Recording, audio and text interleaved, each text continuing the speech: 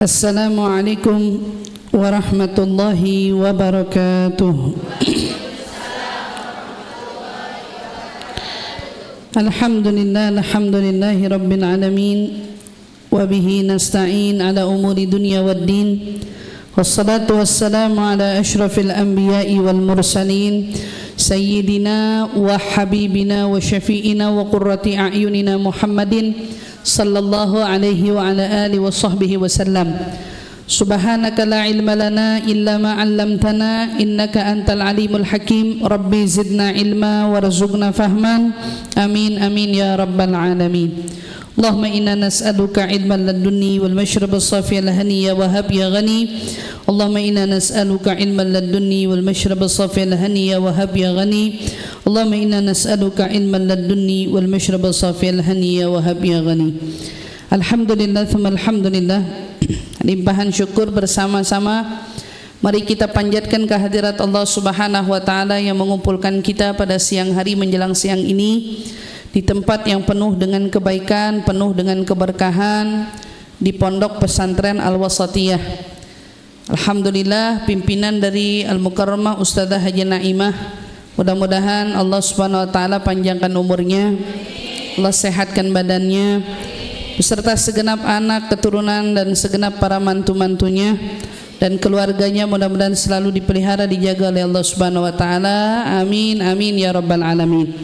Alhamdulillah, keinginan Ustadzah Haji Naimah kita membahas tentang hati. Memang kalau bicara tentang hati itu seolah nggak pernah ada habisnya. Karena kalau bicara tentang sakit fisik kita tuh kesakitan nggak seberapa.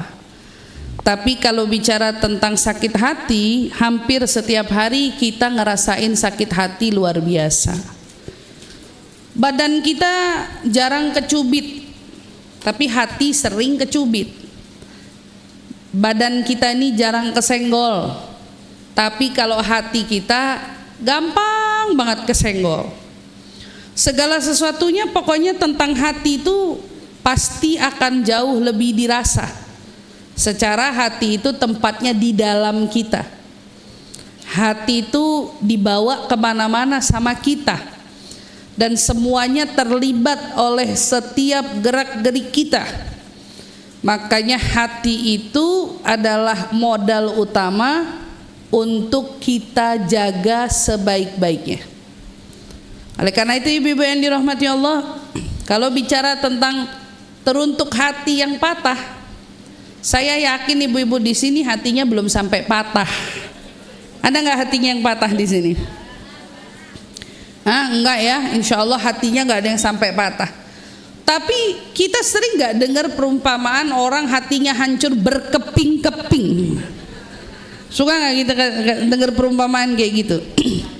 Betapa mudahnya orang itu seolah-olah mengaitkan hatinya dengan benda yang sederhana.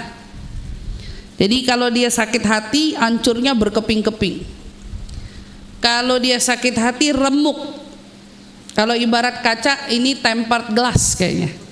Jadi sekalinya dipecahin, langsung semuanya hancur. Kenapa begitu? Ya karena dia pikir selama ini hatinya serapuh itu.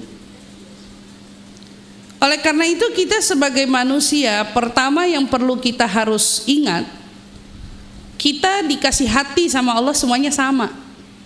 Hati saya, hati ibu sama. Intensitas kekuatannya juga sama. Gimana pikiran kita aja nyikapin ini hati. Ini mau dijadiin hati yang lembek, apa mau dijadiin hati yang keras? Mau dijadiin hati yang lembut atau mau dijadiin hati yang kayak batu? Itu semua tentang gimana pikiran kita memutuskannya. Ini contoh kecil, Bu. Ada orang bilang gini, saya sedih banget. Kenapa kamu sedih? Saya ditinggalin sama dia. Dia ninggalin saya. Aduh, saya nggak kebayang deh hidup saya kalau dia nggak ada. Hati saya, aduh, nggak kuat deh hidup tanpa dia. Pertanyaan saya, itu beneran dia nggak bisa hidup, atau cuman pikiran dia yang menganggap dia nggak bisa hidup? Kan yang benar gini, kalau ada orang bilang saya nggak bisa hidup tanpa kamu, itu begitu orang ini pergi langsung mati dia. Nggak pakai bikin adegan bundir dulu, nggak ada adegan bundir. Itu adegan bundir adalah pilihan diri, dia yang mutusin. Berarti dia udah dusta sama ucapannya sendiri. Aku nggak bisa hidup tanpamu, kan gitu. Aku nggak bisa hidup tanpamu. Begitu ditinggalin, kan dia bilang nggak bisa hidup. Aku nggak bisa hidup tanpamu. Itu bukan hatinya, itu pikirannya. Pikiran dia yang menganggap dia nggak akan bisa hidup tanpa orang ini. Berarti dalam arti lain si mendramatisir itu siapa? Dirinya. Hari ini kamu dikecewakan oleh orang. Hari ini kamu disakitin. Ada orang nyakitin kamu. Ada orang ngelukain kamu. Ada orang mungkin pernah menyinggung perasaanmu. Apapun itulah, ya. Kamu cerita dong sama orang lain dengan versimu. Dia menyinggungku, dia menyakitiku, gak kusangka dia bisa ngejahat segitu jahatnya sama aku. Siapa sih pendramatisir? Yang lagi cerita. Karena kalau yang lagi cerita berceritanya dengan versi yang berbeda, contoh, kemarin aku habis ditinggalin, iya, ya udahlah, tinggal ganti yang lain. Aku kemarin habis disakitin, aku kemarin habis dilukain, aku kemarin habis disinggung, ya udahlah, biarin aja kalau dia mau nyinggung, ntar juga oke lagi. Emangnya kalau kamu tersinggung kenapa? Memangnya kalau kamu sakit kenapa? Yang penting pertama PR-nya, kalau punya hati jangan jadi dramatisir. Karena hari ini banyak orang bermasalah sama hati karena ulah dramatisirnya sendiri. Terlalu mendramatisir hidupnya, terlalu mendramatisir keadaan daripada proses kejadian-kejadian dalam takdirnya, terlalu mendramatisir segala sesuatu yang terjadi dalam hidupnya. Itu ternyata yang pertama melukai perasaan kita sendiri. Orang nyakitin kita iya, tapi kalau kitanya tidak merasa tersakiti, baik-baik aja. Ibu pernah nemu anak kecil jatuh tapi nggak nangis? Pernah nggak? Ada anak kecil lagi lari-lari, selari kenceng-kenceng itu, sekenceng-kencengnya itu, tiba-tiba jatuh, kebentur kepalanya. Kita udah shock yang nonton, waduh, pecah deh nih kepalanya, nangis deh nih kepalanya. Ternyata itu anak habis jatuh kejedot, berdiri lagi, lari lagi. Apa dia nggak ngerasain sakit? Pertanyaannya, mungkin gak ada orang jatuh gak sakit? Mungkin gak ada orang kejedot gak sakit? Gak ada. Kenapa ada anak jatuh atau kebentur kepalanya tapi gak nangis? Karena bagi dia jatuh dan kebentur gak kenapa-napa. Gak kenapa-napa, Bu. Saya punya ponakan, itu lari, main, jatuh, kejedot lemari, biru kepalanya. Kita yang ngelihat nggak tega dibuatnya, tapi anak itu nggak berhenti mainnya. Wah, nangis saja kagak. Itu apa rasa sakitnya nggak ada? Nggak ada, Bu, nggak mungkin nggak ada. Tapi rasa ingin mainnya dan rasa dia untuk merasakan rasa sakitnya itu lebih besar ingin rasa mainnya daripada merasakan rasa sakitnya. Maka dia nggak ngerasain. Beda sama anak udah mulai caper. Tahu caper? Pernah ketemu anak kecil caper? Oh, tiap hari kata maknya tuh pas yang ngomong. Anak kecil caper gini, kebeset dikit. Pernah nemu? Terus kita jadi orang tua, mana-mana tangan yang sakit, mana-mana, tiup. Enggak kenapa-napa itu tangannya. Itu udah cikal bakal anak-anak baper itu gedenya. Oh iya, karena dari kecil dia nggak kenapa-napa, tapi dia punya ingin merasakan rasa sakitnya lebih besar daripada mainnya atau daripada urusan hal lainnya.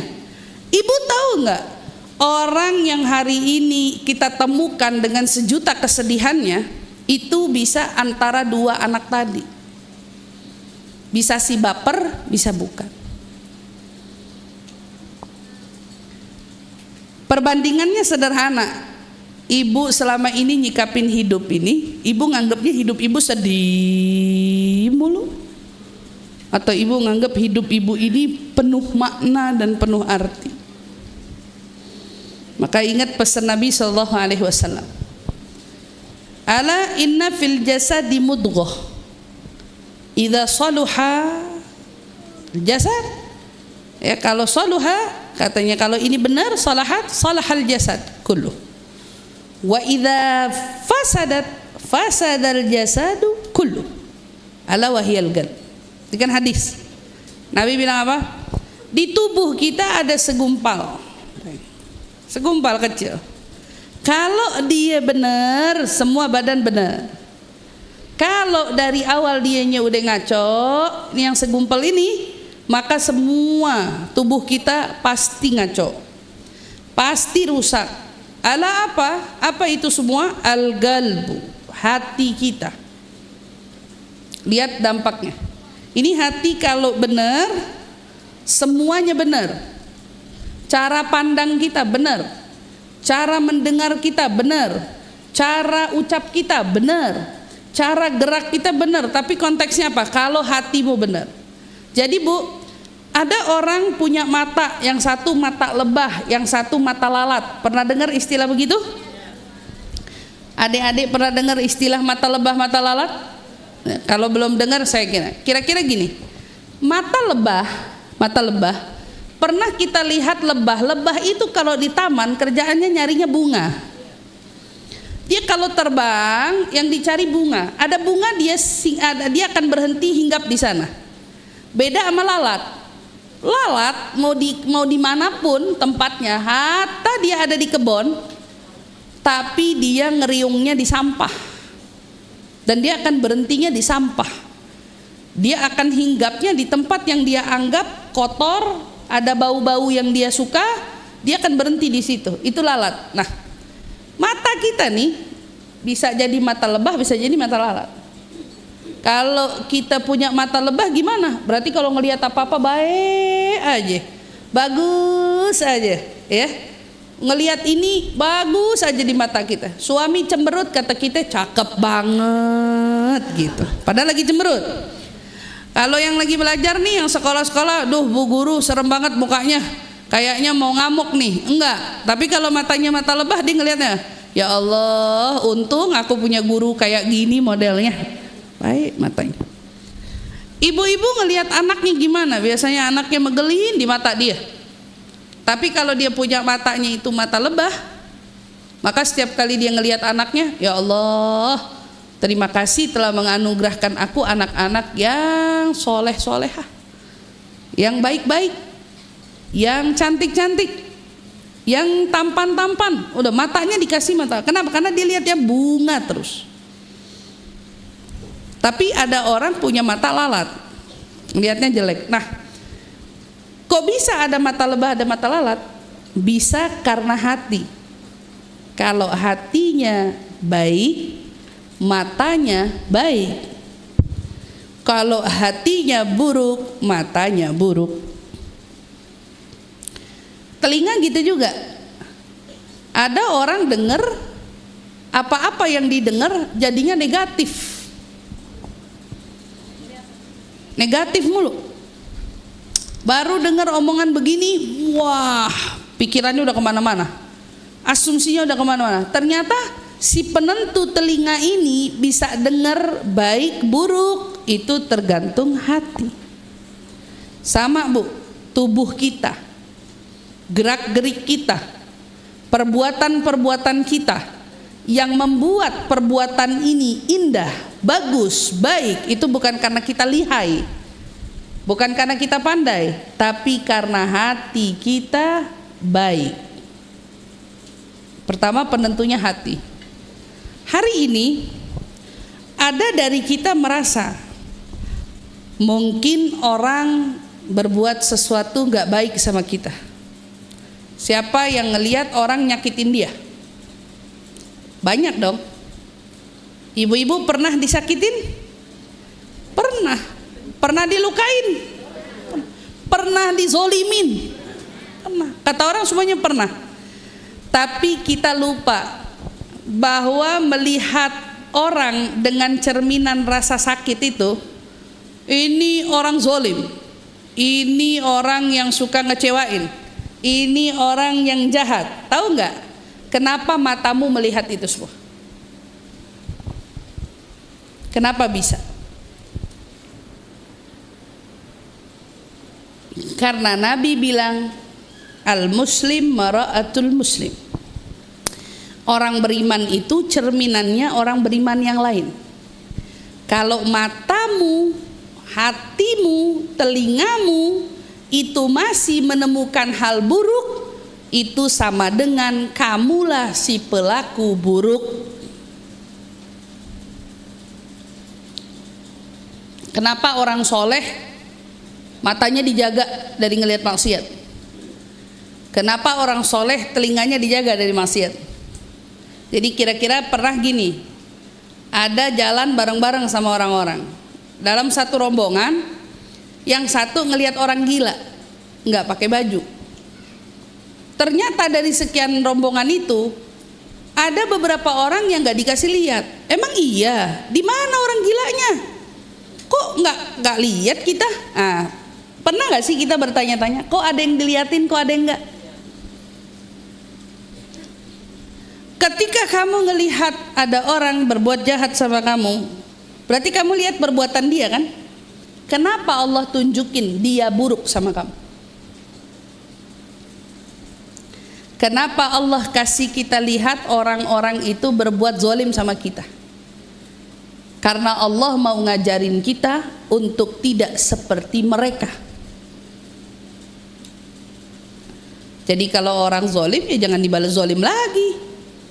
Orang jahat ya jangan dibalas jahat lagi, kan gitu. Itu fungsinya cermin. Ibu kenapa di rumahnya ada kaca? Kenapa di tasnya bawa kaca? Biar lipstiknya nggak keluar dari batasnya. Di bibir aja. Masa ada pernah nemu orang pakai lipstik di hidung? Nggak ada. Pernah nemu orang pakai maskaranya atau apapun itu yang atribut matanya atau di bibir? Semua itu kebantu karena ada cermin. Artinya saat kita melihat ada sikap orang yang tidak sesuai dengan hati, itu adalah porsi cermin yang Allah beri kepada kita untuk kita bercermin dari perilaku orang tersebut. Sederhana. Maka ingat, hati itu merupakan hal yang paling pokok dari segala perilaku manusia. Ingat Bu, Allah tidak melihat tubuh. Mau kamu itu tinggi, pendek, kurus, gemuk, kulitnya putih, hitam, apapun itu, Allah nggak lihat itu. Yang Allah lihat hatimu dan semua perbuatanmu yang diiringi dengan hati. Itu yang Allah mau lihat. Kenapa? Allah hanya menerima perbuatan yang sama dengan hati. Allah nggak suka orang berbuatnya baik tapi hatinya kagak. Allah nggak suka. Allah nggak suka orang punya potret cerminannya syar'i rapi tapi ternyata hatinya busuk. Allah nggak suka. Makanya dibilang yang dilihat sama Allah qulubikum wa amalikum, hatimu dan perbuatanmu harus sama. Bukan hati kemana perbuatan kemana, bukan. Nah, sama kayak orang suka ngomong gini, saya begini kan cuman mulut doang, hati mah kagak. Atau hati saya mah baik, mulut doang yang begini. Gitu ya. Benar gak tuh? Gak benar. Menurut ibu, air di balik gelas ini apa? Ini air apa ini? Gelas yang saya bawa kemana-mana nih air apa ini? Ayo. Hah? Ibu tahu dari mana ini putih? Tahu dari mana? Tahu dari mana ini putih? Tahu dari mana air putih? Siapa yang berani jamin ini air putih? Ibu nggak punya mata ngelihat ke sini. Ibu nggak punya mata ngelihat ke sini. Jadi ingat ya, ibu tidak punya mata melihat ke sini. So jangan pernah menganggap bisa melihat hati orang. Ibu tidak punya mata melihat ke sini. Ini poin 1. Sekarang saya tuang, Bu. Ini gelas ya.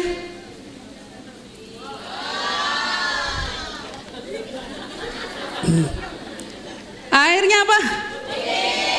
Air putih. Ibu, putih dari mana? Orang hitam. Lihat lagi. Putih apa hitam? Putih dari mana orang hitam? Isi nggak pernah ngebohongin yang keluar. Betul? Perbuatanmu itu tidak akan berdusta dari wakil hatimu. Itu nggak akan bohong. Jadi jangan pernah bilang, istilahnya gini, saya mah begini mulutnya doang, hati saya mah baik. Nggak ada. Itu nggak ada. Saya begini nih ketus mulut doang, hati mah baik. Kalau mulut ketus, hati masalah. Kalau mulut kasar, hati masalah. Gimana? Ini kan udah jelas tadi. Kamu belajar dari sebuah gelas.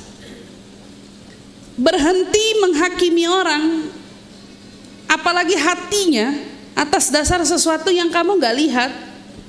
1. Ketika kita berbuat, jangan pernah membenarkan perbuatan hanya anggapanmu kalau hatimu baik. Karena perbuatanmu itu gak akan menyeleweng dari hatimu. Dia tidak akan dusta dari perbuatanmu, itu gak mungkin. Kalau ada orang senyum hatinya baik, orang cemberut hatinya buruk. Ada orang tutur katanya manis hatinya baik, ada orang tutur katanya ketus hatinya buruk. Ada orang berkata jujur hatinya baik, ada orang berkata dusta hatinya buruk. Sesimpel itu, nggak bisa dimain-mainin. Ini yang bohong mulutnya doang. Hati mah kagak bohong. Bisa? Gak bisa. Maka dibilang hati pokok dari semua perilaku. Kalau orang hatinya baik, pasti baik. Tapi kalau hati buruk, pasti semuanya perbuatannya akan berakibat buruk.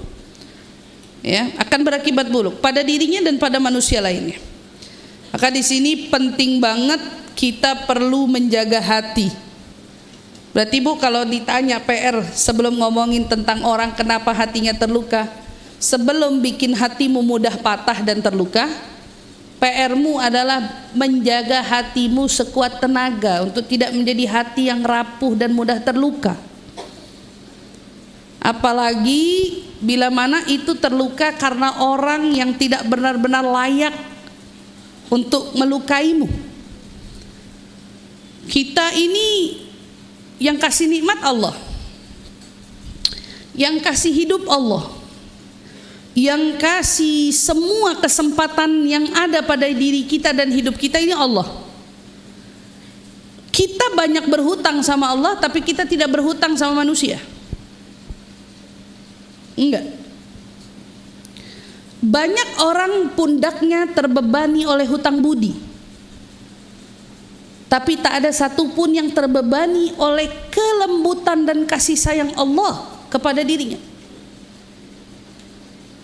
Ada orang baik, Ini pundak udah kayak bebannya minta ampun. Saya nggak enak sama dia. Dia baik banget sama saya. Dia udah begini sama saya. Dia begini, pundak kayaknya berat banget sama kebaikan orang. Tapi siapa yang merasa pundak ini berat dengan kebaikan Allah? Allah yang beri kita semua ini, padahal kita ini banyak hutangnya sama Allah, bukan banyak hutang sama manusia. Maka yang paling harus menjaga hati ini ditujukan untuk siapa? Untuk Allah. Dan asal tahu aja, Allah gak pernah ngelukain hati kita. Tapi manusia banyak yang melukai hati.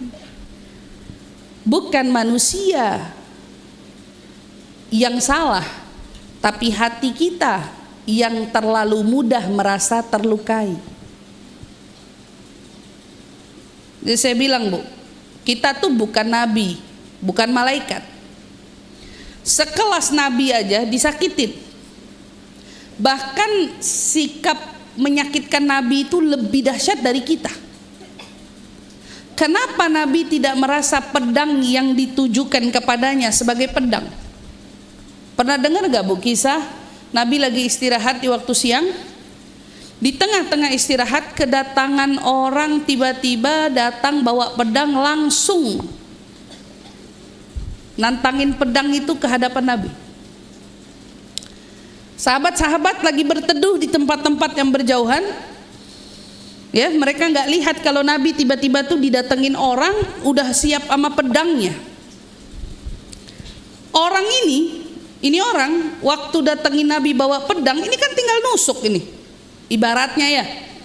Tapi ada omongan ngejek, siapa yang bisa melindungimu dariku hari ini?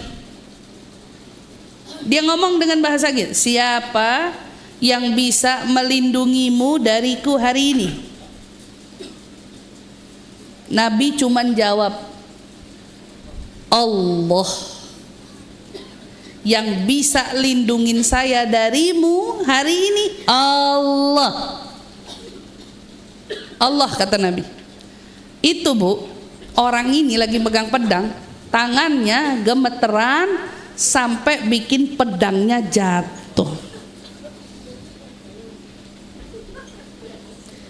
Ada intermezzo terasi ya. Ada yang administrasi ya. Oke. Ibu bayangin, pedangnya sudah di depan mata. Bisa menyakiti kapan aja, ya. Tapi kalau Allah berkehendak itu tidak menjadi luka, tak akan terluka. Gak jadi luka, Bu. Nih, siapa yang bisa nyelamatin kamu dari saya? Sombong gak orang itu? Sombong. Nabi jawab dengan kata singkat, Allah yang bisa lindungin kamu, ya, yang bisa lindungin aku dari kamu itu Allah. Lemes tangannya, gak kuat, jatuh pedangnya. Sama Nabi diambil balik, disodorin kembali. Siapa sekarang yang bisa melindungimu dariku? Dia gak punya Tuhan. Ketika dia nggak punya Tuhan, jawabannya la ahad, tidak ada. Tidak ada. Sama Nabi dilepar pedangnya, pergilah sebelum sahabatku yang lainnya terjaga. Dari sudut kisah ini banyak pelajaran yang bisa diambil. Kamu bisa sakit hati kalau ada di posisi Nabi. Ada orang niat mau nyakitin. Kalau kata kita baru niat nyakitin, udah nyakitin belum? Hah? Ada orang niat mau nyakitin kita. Kamu udah tersakiti belum? Yakin? Yakin? Hah? Baru niat mau nyakitin, udah tersakiti belum? Oh. Ada orang niat begini, ada orang niat, besok kita jalan yuk, ayo, yang itu jangan diajak ya. Nah, udah sakit hati belum? Kan belum jalan, baru besok. Ini baru niat. Baru niat mau nyakitin kamu. Harusnya kamu gak sakit hati dong. Iya dong. Nah, bahasanya kalau nggak tahu, kan Nabi tahu orang ada pedangnya di depannya. Manusia seringkali terlalu cepat merasa sakit, padahal belum dicubit. Suka lihat nggak orang tangan baru begini, tapi dia udah gitu. Iya kan? Saya mau tanya, kecepatan otak apa kecepatan pukulan atau cubitan? Nabi itu sangat luar biasa. Dia digali lubang buat dijeblosin udah. Mau dibunuh terang-terangan udah. Dilemparin kotoran di atas pundaknya pun sudah. Perbuatan menyakitkan langsung sampai buat giginya patah sudah. Berdarah, darahnya bercecer di mana-mana pun sudah, semuanya udah. Tapi semua itu tidak ada yang Nabi sebut menyakiti hatinya. Enggak. Mungkin giginya patah, sakit. Mungkin pelipisnya berdarah. Mungkin tumitnya darah. Tetapi dia tidak bilang hatiku sakit karenanya. Enggak. Kita, geraham enggak patah, pelipis enggak berdarah. Tidak ada kotoran yang dilempar ke kita, tapi kita selalu merasa yang paling berdarah hatinya. Paling berdarah hatinya. Tuh. Paling berdarah hati. Kenapa? Karena kamu nggak punya ilmu kebal jaga hati. Ustazah tuh gimana punya ilmu kebal jaga hati? Maka diantara doa yang Nabi ajarkan kepada kita, hatimu itu bisa kuat dengan apa, bisa lemah dengan apa, kan tahu? Energinya hati adalah iman, kelemahan hati adalah ketika kita tidak punya iman. Iman bukan hanya tentang percaya sama Allah. Iman bisa ada ilmu di dalamnya. Kalau orang hari ini nggak benar-benar paham akan bagaimana menjaga hatinya, sampai kapanpun dia hidup bertahun-tahun, dia akan terus merasa orang yang paling terzolimi di sini. Ini zolim, itu zolim, ini zolim, itu zolim, si ini jahat, terus semua orang jahat. Kapan baiknya? Nah kalau semua orang dianggap jahat, dia apa? Ayo, ini jahat, itu jahat, si ini jahat, si itu jahat. Lah dia apa? Kalau kamu ketemu orang jahat mulu, kamu juga penjahat. Nabi Muhammad dimusuhin, musuhnya nggak tanggung-tanggung, Abu Jahal, Abu Lahab. Tapi pertanyaannya, sekeliling Nabi orang jahat bukan? Sekeliling Nabi. Lah kalau kita punya diri merasa ini jahat, itu jahat, ini jahat, itu jahat, si ini nggak baik, si itu nggak baik, si ini jahat, si ini zalim, si ini, terus dia doang yang baik?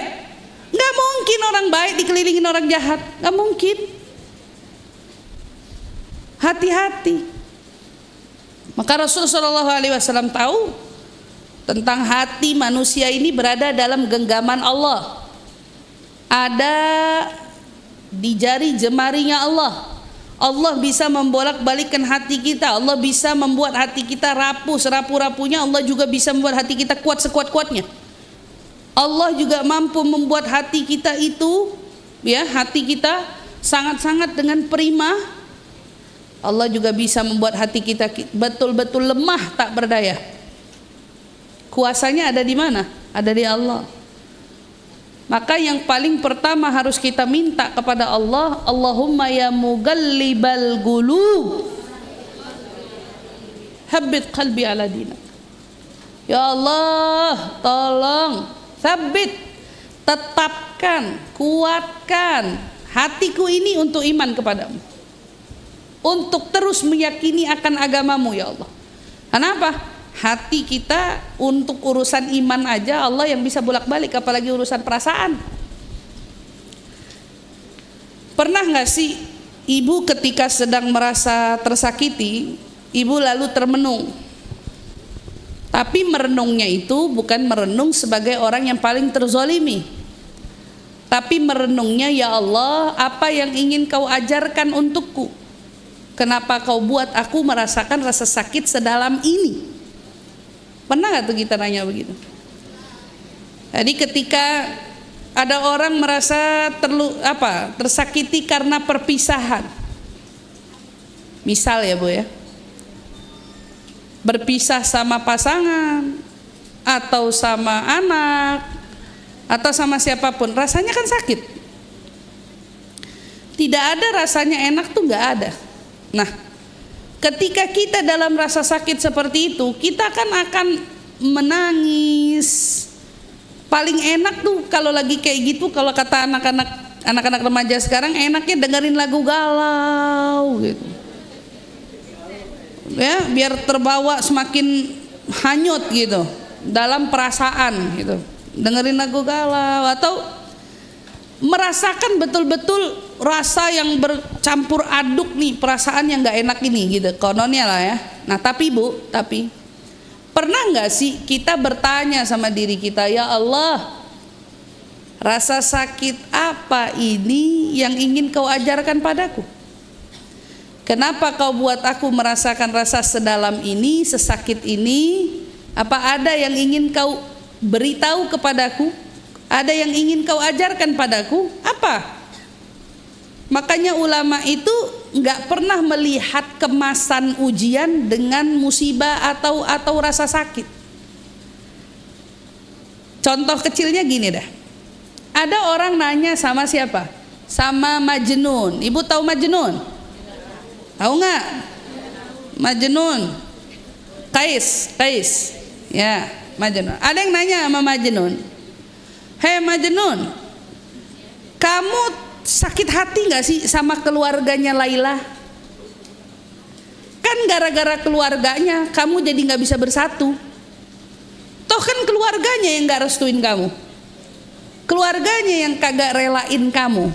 Kamu dendam nggak sama keluarganya? Kamu pegel nggak sama keluarganya? Kamu sakit hati nggak sama keluarganya?" Ini kata siapa nih? Ada orang nanya sama si Majnun. Kamu sakit? Lihat jawaban Majnun. "Bagaimana mungkin aku bisa sakit hati pada apa? Pada duri yang dia satu kesatuan dengan mawarnya. Laila mawarku, keluarganya adalah durinya. Bagaimana mungkin aku sakit hati dengan duri yang ada pada mawar? Orang dia jadi satu."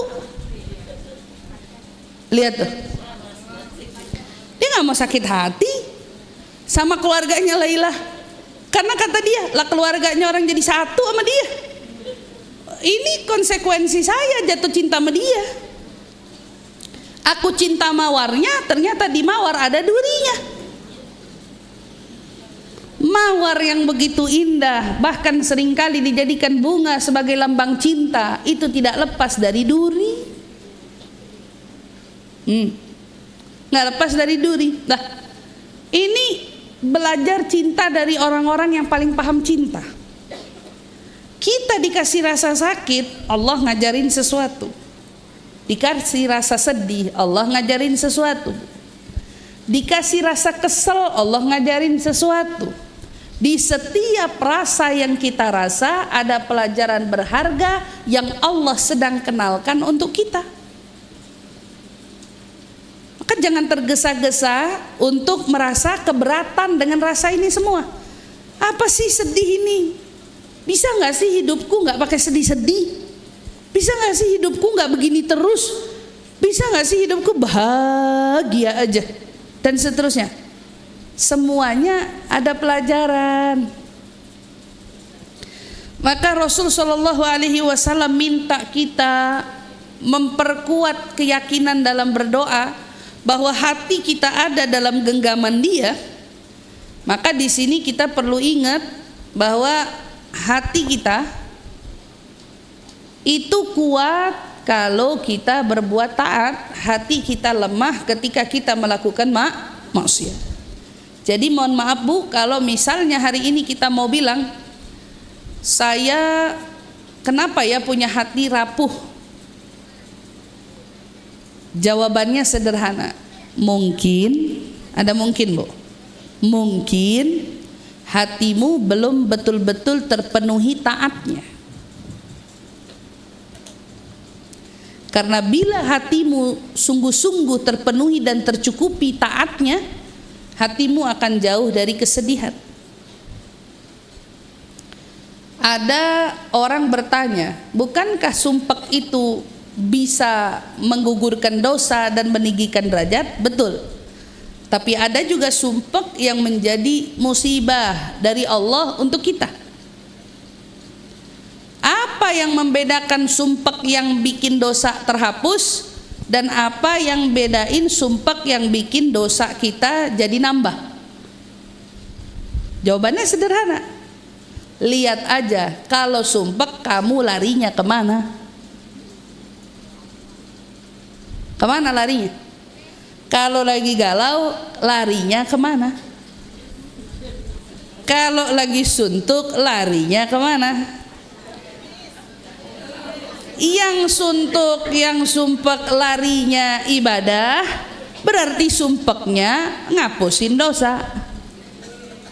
Tapi kalau orang sumpeknya larinya ngerjain hal yang salah, berarti kan sama dengan, berarti atas dasar ini bisa disimpulkan perbuatan itu, sumpeknya itu musibah yang turun dari Allah. Hati-hati, karena kita hari ini mikirnya sumpek semuanya dari Allah. Betul, ada sumpek yang bikin dosa terhapus, ada sumpek yang memang Allah kasih karena Allah ingin memberi kita dampaknya. Itu kita jaga. Maka jangan sampai kita ngelakuin maksiat yang berketerusan sampai merusak hati kita. Nah Bu, bicara masalah hati, hati ini masalahnya banyak. Ada orang yang hari ini bermasalah hatinya itu sama kesedihan.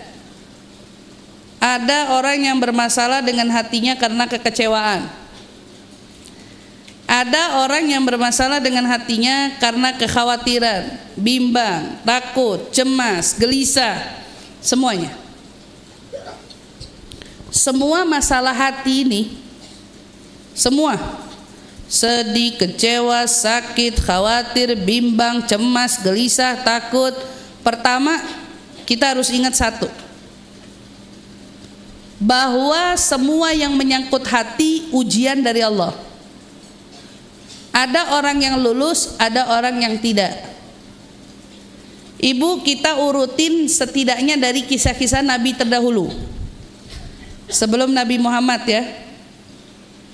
Ambillah contoh, misalnya kita ambil kisah seorang Nabi Nuh, Nabi Adam, diuji tentang anak. Iya apa tidak? Nabi Nuh, Nabi Adam, ujiannya tentang siapa? Anak. Tapi ujiannya tentang anak yang ngebangkang. Berarti kalau Nabi aja diuji tentang anak ngebangkang, siapa kita? Oke. Ada Nabi diuji juga tentang anak, tapi masalahnya anaknya terlalu baik, sampai bikin emak bapaknya lupa diri, terlampau mencintai. Nabi siapa itu? Nabi Yakub. Terlampau mencintai anaknya Yusuf, karena dia ngelihat nggak ada kurangnya nih anak, perfect nih anak, penampilan perfect, baik, nggak pernah megelin, nggak ada tuh yang namanya tingkah-tingkah yang salah dilakukan oleh anaknya itu, sampai lupa diri. Ujian sekelas Nabi. Ada lagi sedang sayang-sayang dengan anak, diuji sama Allah. Tuh Nabi Yakub. Siapa lagi? Nabi Ibrahim. diuji sama Allah harus merasakan perpisahan bukan setahun 2 tahun. Berjarak sama anak. Luar biasa. Kita anak cuman mondok berjarak setahun 2 tahun dan itu komunikasi lancar, kiriman paket lancar, iya kan, semuanya lancar. Tapi segitu bergolaknya batin kita gara-gara nggak sanggup dengan perpisahan itu. Satu, ada juga nabi yang diuji istri yang ngebangkang. Nabi siapa tuh? Nabi Lut. Istrinya nggak nurut sama dia. Ini laki ngomong apa, bini ngomong apa. Ini laki nyuruh apa, yang dikerjain sama bininya apa. Bahkan semua nabi pernah mengalami fase-fase yang menantang hati. Mereka dirundung, kecewa, sedih, khawatir, semua mereka pun merasakannya. Tidak luput Nabi Muhammad sallallahu alaihi wasallam. Dari sejak beliau itu belum lahir, ayah terkasih diambil. Beliau lahir, ya Bu ya, tidak lama berpisahlah dengan ibu. Bukan sebentar loh, masih bayi udah nggak dibuayan ibunya. Pulang sebentar, nggak lama ibunya meninggal. Maka kalau bicara tentang perpisahan, perpisahan itu sahabatnya para nabi. Perpisahan itu sahabatnya orang-orang hebat. Karena mereka tidak pernah mengartikan perpisahan dengan perpisahan. Mereka tahu setelah ini akan ada perjumpaan. Makanya mereka nggak pernah jatuh karena perpisahan. Mereka nggak pernah hancur remuk karena perpisahan. Enggak, semuanya dikasih contoh. Biar kata Nabi Yakub berpisah sama Nabi Yusuf sampai buta matanya. Buta Bu matanya. Sembuh-sembuhnya gara-gara apa? Ketika kamisnya, baju gamisnya Nabi Yusuf dikirim balik sama Nabi Yusuf sama saudaranya, bawa pulang nih, kasih ke Abah. Baru dia cium baju itu dengan aroma tubuhnya Yusuf, melek lagi tuh mata. Bertahun-tahun buta. Nabi Lut diuji, Nabi Nuh diuji, Nabi Adam diuji, semua nabi diuji. Rasa apa kita merasa hidup ini kayaknya pengen lepas dari sedih, kecewa, sakit, khawatir, bimbang, cemas dan seterusnya. Ini semua harus jadi sahabat Bu. Sedih itu boleh nggak bersahabat? Sedih itu akan selalu datang. Kecewa mungkin juga datang, sakit juga datang, semua rasa-rasa ini bisa datang. Tapi kalau kita mau menjadi orang yang tidak ikut hanyut dengan semua ini, maka ingat solusi yang sudah Allah beri. Alladzina amanu wa tatma'innu qulubuhum bi dzikrillah. Ala bi dzikrillahi tatma'innul qulub. Jadi masalah sedih, kecewa, sakit, khawatir, bimbang tadi ini kalau mau diakumulatif sama dengan solusinya apa? Ketenangan.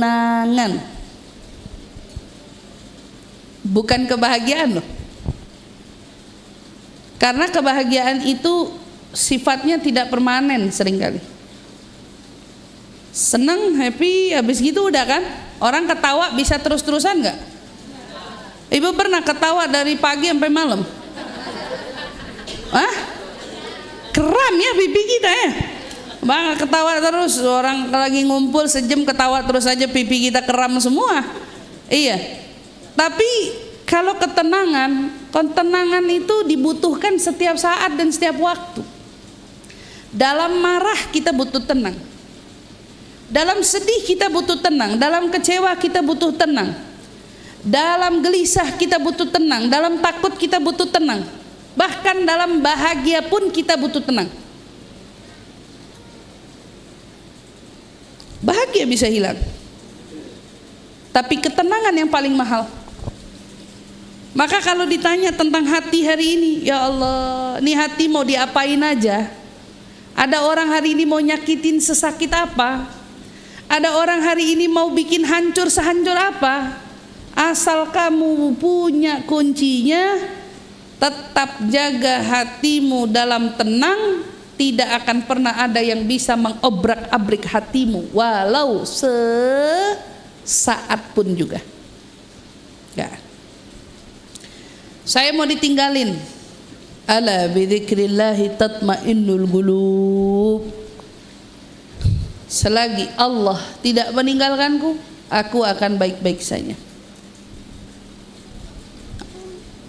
Selagi Allah tidak benci, tidak murka kepadaku, aku baik-baik aja. Nah, salahnya untuk menuju pada level ini nih, Bu. Belajar kalau zikir hati tenang.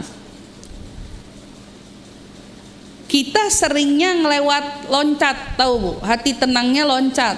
Loncatnya itu nggak sampai ke titiknya tenang, tapi langsung hilang.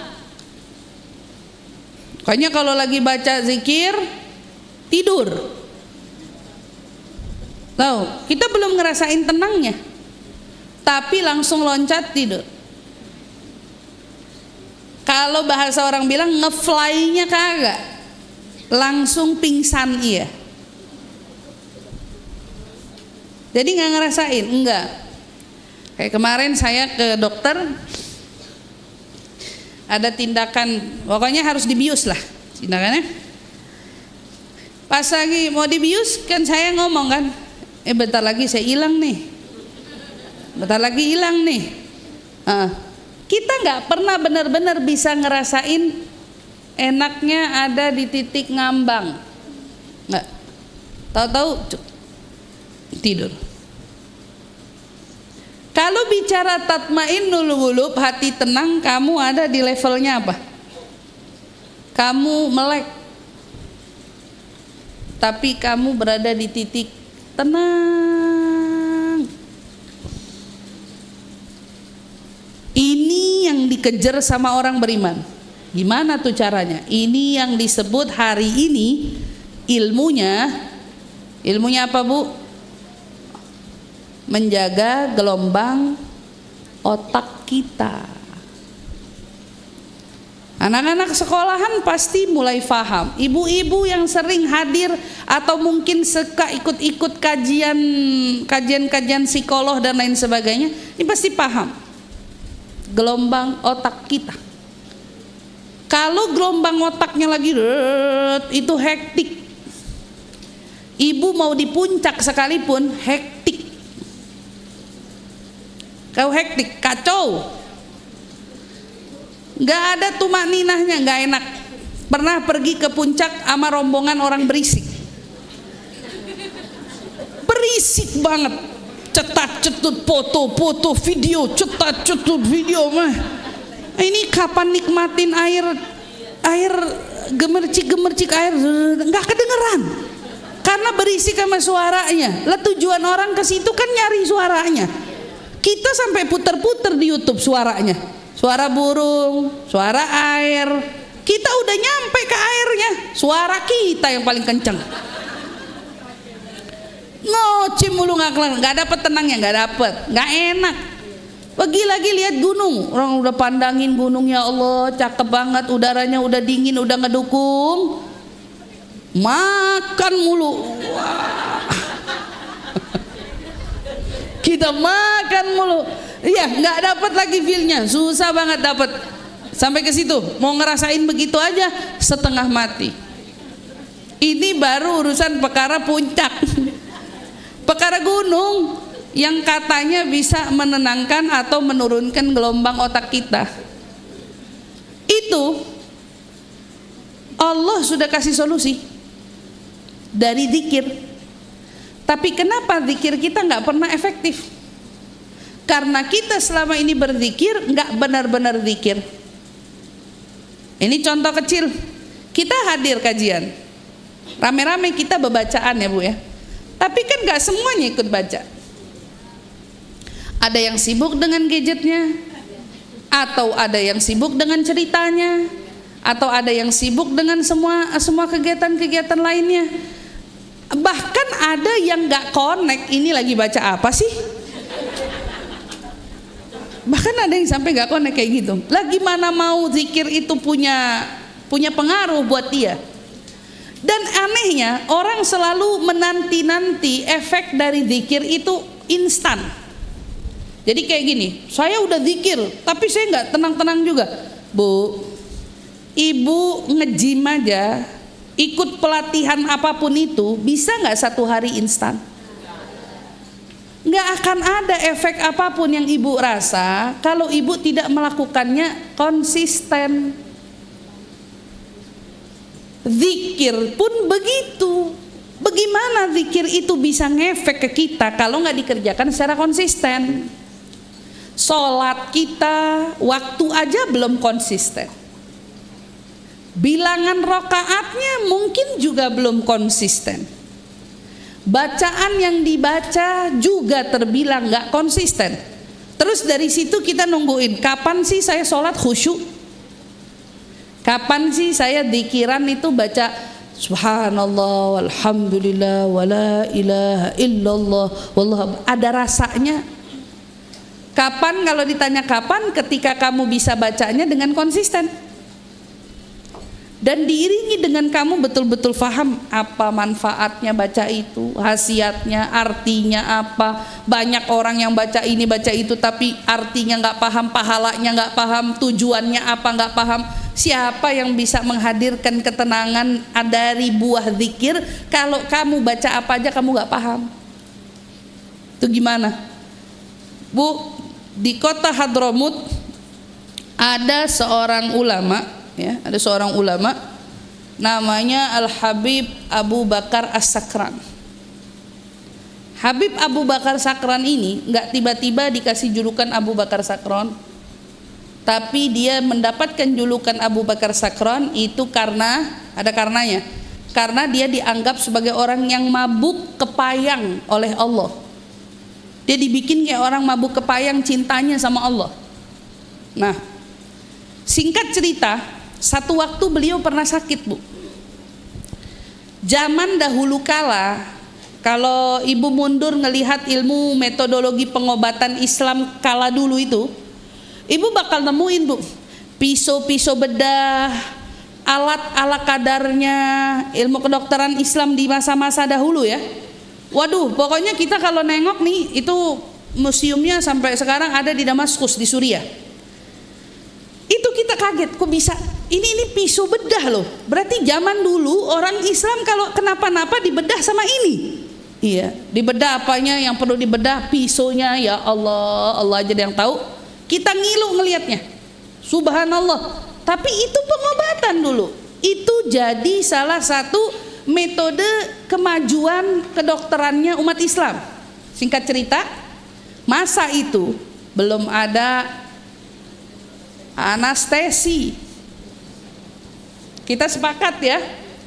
Ini yang pada belajar kedokteran mestinya paham juga kan gitu. Nggak ada anestesi zaman dulu kayak sekarang. Saya kemarin ke dokter, masuk ke dokter baru duduk di ruangan dikit hilang. Makanya saya kalau ditanya, Ustazah kalau ke rumah sakit nggak takut? Nggak takut, orang pes pisaunya saya kagak lihat, apanya saya kagak lihat. Apa yang mau saya takutin? Saya ditanya, Ustazah kalau tindakan nggak ngeri? Apa yang saya mau ngeri, orang saya tidur? Saya nggak pernah lihat tuh pisau bedah, saya nggak pernah lihat apa-apa, orang saya tidur. Jadi saya nggak takut. Saya bilang kecuali saya lihat. Saya sengaja tuh. Nah, bisa bayangin kala itu umat Islam kalau diapa-apain matanya melek. Ayo, kalau ada apa-apa matanya melek, oke? Habib Abu Bakar ini, Habib Abu Bakar Sakran, dia lagi sakit dan perlu dibedah. Ada sesuatu yang harus dibelek di kakinya. Nah, namanya dibelek pakai pisau sakit apa kagak?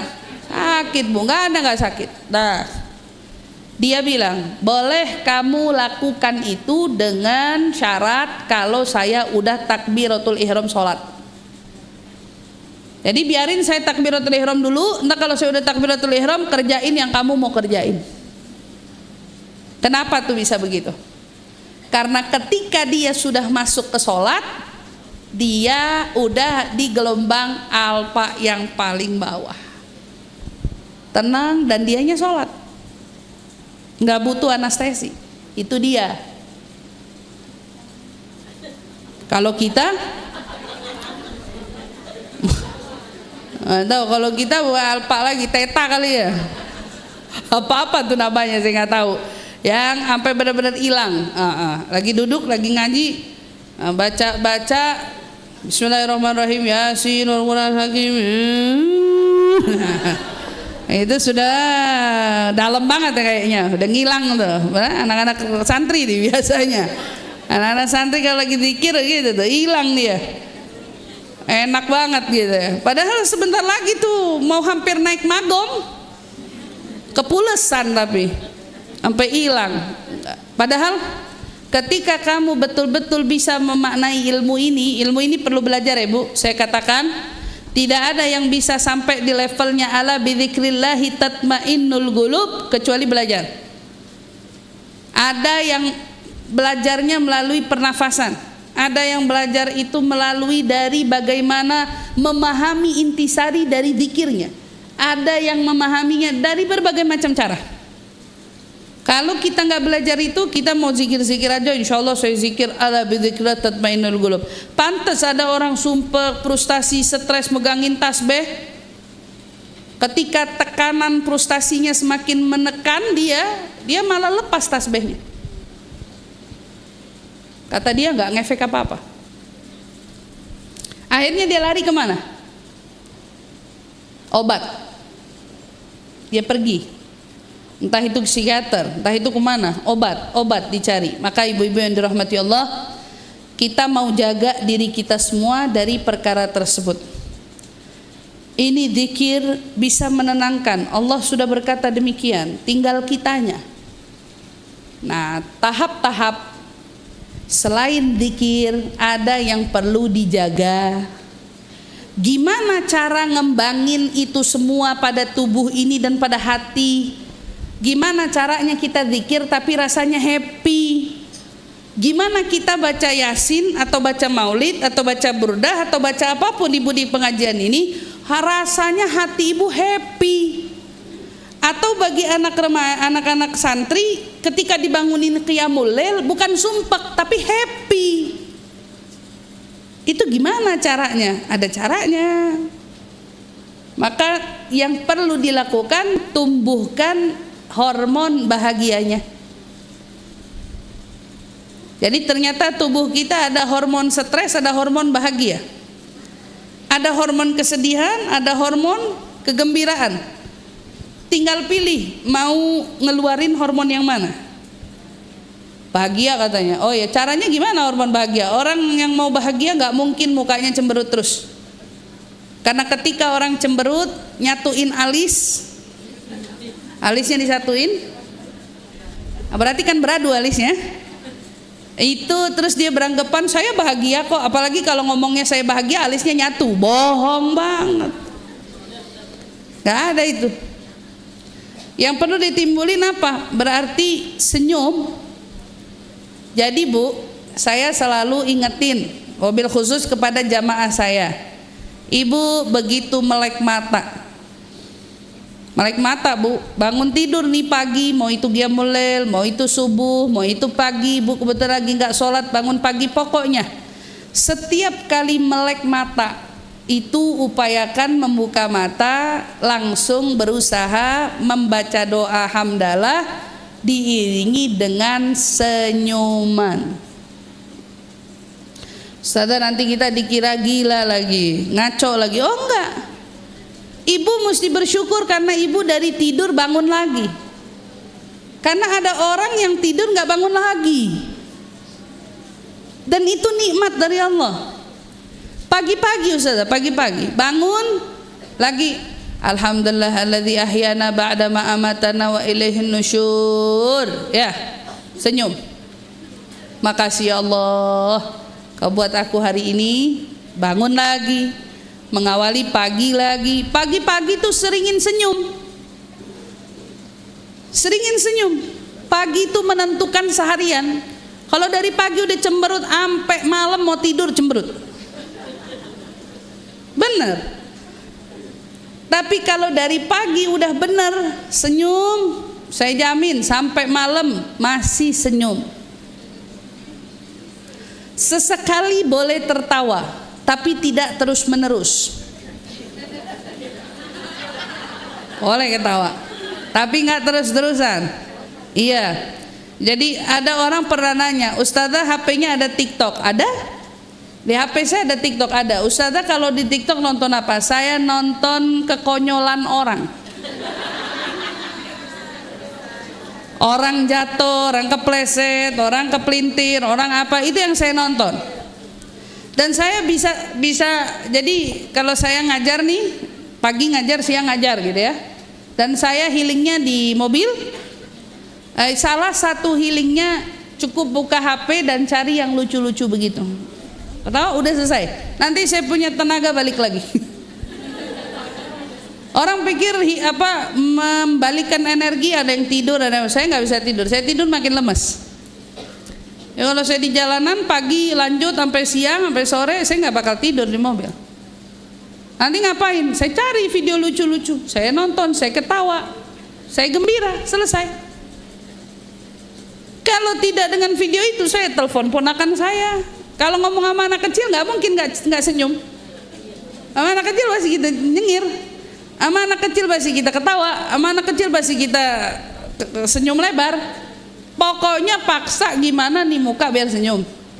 Padahal kita lagi capek. Karena itu penting. Kalau diikutin di muka mau cemberut terus, repot tuh. Ada orang nanya, Ustazah boleh nggak botok? Pakai botok? Nggak boleh. Oh, gimana Ustazah kita mau pakai botok? Tuh, ente mau botok, cemberut aja yang lama. Cemberut itu bikin muka kaku, saya bilang. Nanti kamu lebih dari botok. Botok. Orang terlalu. Jadi ketawa boleh. Ada lagi yang membangkitkan hormon bahagianya itu dengan sentuhan. Ada tipe-tipe orang yang memang dia seolah mendapatkan energi karena sentuhan. Ada biasanya bahasa cinta dia yang memang touchy. Orangnya senang disentuh. Ada anak, ibu perhatiin anak ibu senangnya gelendotan. Mama, perut kita dipegang-pegang, kemana aja digelendotin. Nah ini tipe anak, berarti bahasa dia punya cinta berarti sentuhan. Atau ibu perhatiin aja, kenapa kalau suami datang bawaannya gelendot aja sama dia. Bahasa kamu berarti kamu senangnya disentuh. Orang-orang kayak gini kalau energinya lagi lemah minta disentuh aja. Sentuh arti bukan selalu tentang pelukan, bukan selalu tentang apa. Ada orang kalau lagi sedih, nih Bu Naimah misalnya. Bu Naimah misalnya punya bahasa cintanya disentuh. Saya nggak perlu peluk dia, tapi saya cuma perlu ngomong pegang tangan dia. Jadi gitu. Ini contoh, ya. Jadi begitu ya, ente yang kuat, ente yang begini. Ini sentuhan ini energi. Sentuhan itu energi. Ada kalanya temanmu sedang rapuh, sedang jatuh, sedang apa, atau kamu yang sedang merasa jatuh, minta orang pegang tangan saya. Pegang tangan saya. Karena kita nggak sadar itu bisa bikin hormon bahagia kita tumbuh. Ada juga bergerak. Ibu, orang yang jarang gerak pasti paling mumet. Makanya anak-anak remaja sekarang itu kaum rebahan, itu otaknya buntu, mumet, hidupnya nyumpekin. Katanya mager ya, mau ngapain lagi ya, sampai di rumahnya sendiri aja nggak betah. Itu sebabnya apa? Nggak gerak. Nabi aja kalau mau ke masjid masuk jalan dari mana, begitu pulang dari mana. Beda kan? Kenapa? Karena membuat dirinya gerak lebih. Itu Rasulullah. Nanti dia ke pasar, nanti dia bertamu ke rumah orang, nanti dia silaturahmi kemana. Lah sekarang, apalagi anak-anak sekarang, kalau mak-maknya sih saya yakin masih bolak-balik pasar itu dia. Masih gerak di rumah, masih nggak bisa diem ya. Hakikatnya ibu-ibu yang masih gerak, nyuci baju, nyuci piring, ibu tuh stresnya paling sedikit dibandingin anak yang ngapa-ngapain udah dibantuin. Oh, anak-anak yang kerja apa, ibu-ibu yang kerja udah dibantuin, udah disetel, ada yang ngerapiin, ada yang nyapu, ada yang ngepel, ada yang apa, semuanya. Wah, itu tingkat stresnya lebih besar daripada yang gerak. Itu salah satu yang ngebangkitin hormon kita. Dan yang terakhir, ngomong dengan kata-kata yang baik. Ibu kalau lagi sumpek, ngomong yang baik-baik, jangan malah curhat yang paling menyedihkan. Saya tuh lagi sumpek banget, saya tuh lagi gelisah, saya tuh lagi begini, padahal tiap kali datang gelisah dalam hati, kecewa dalam hati, kita tuh sebetulnya lagi banyak dapat hadiah. Allah berarti menemani, Allah berarti menyertai, Allah berarti duduk bersama dengan kita, Allah berarti ada di tengah-tengah kita. Kan Nabi Musa ketika bertanya kepada Allah, aina ajiduka ya Rabb, di mana aku menemukanmu ya Rabb?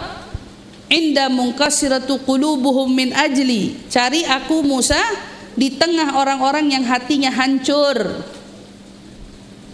hatinya lagi sedih, hatinya lagi gelisah, ada aku di situ, kata Allah.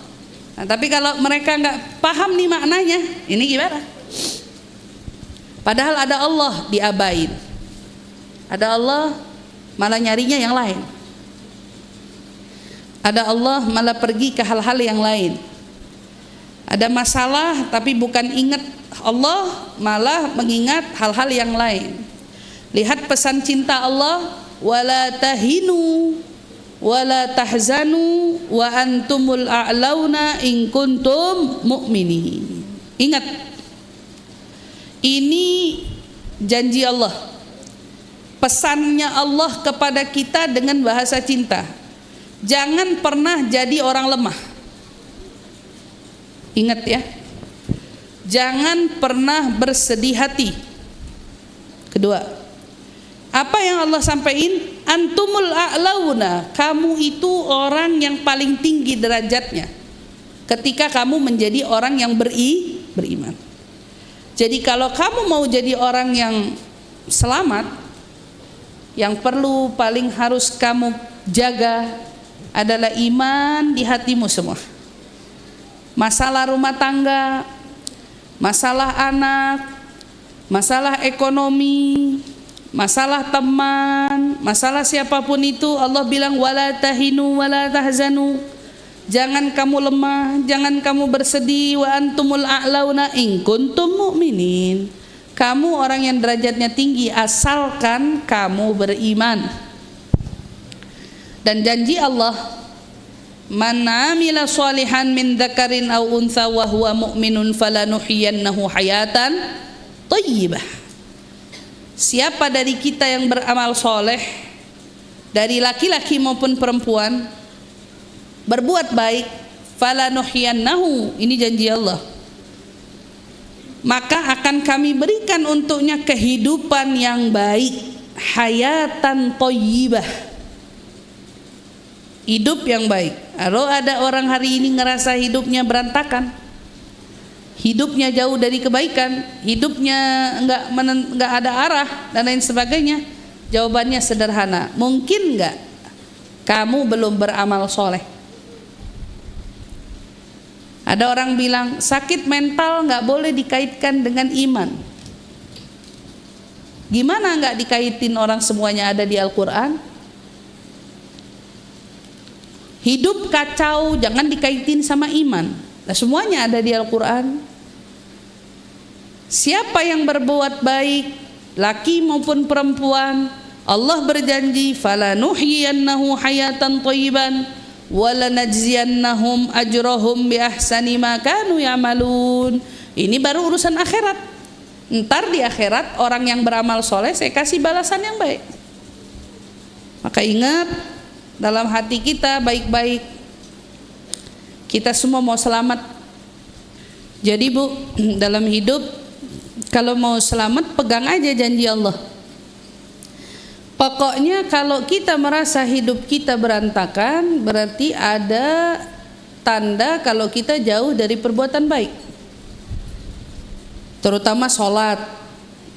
Gimana orang mau ngerasain hidupnya nikmat kalau dianya nggak sholat? Kalau ada orang bilang gini, saya buktinya nggak sholat tapi baik-baik aja, itu lagi bohong sama dirinya sendiri, terutama jiwanya. Belum lama saya ada video diunggah oleh orang UK, orang di Inggris. Ini orang bukan muslim, tapi dia punya anak Bu. Seingat saya, setahu saya, anaknya ini autis. Anak autis tahu sendiri kan, di rumah nggak bisa diam, suara teriak-teriak, komunikasi nggak dua arah, susah diajak ngomongnya. Tapi ada tapinya, anak ini setiap kali dibawa ke masjid, anaknya berubah.